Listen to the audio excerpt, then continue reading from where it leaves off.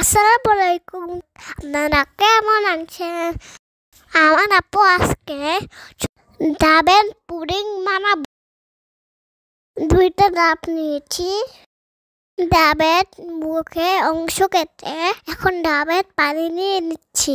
একটু ছেঁকে নিব, এতে করে ময়লা থাকবে না।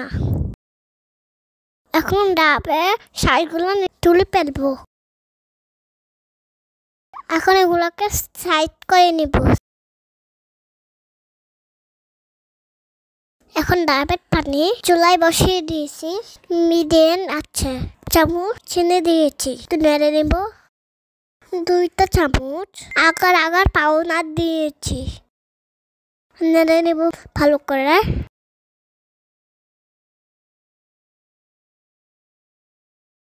ভালো কাটছে, এটা উঠিয়ে নেব। বাটিতে পুডিংটা জমাবো।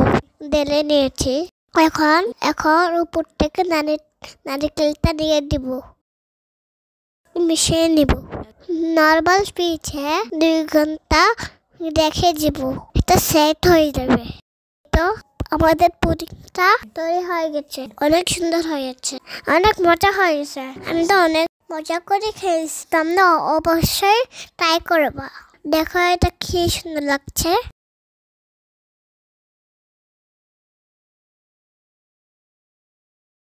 আল্লাহ হাফেজ, বাই বাই, ভালো থেকো।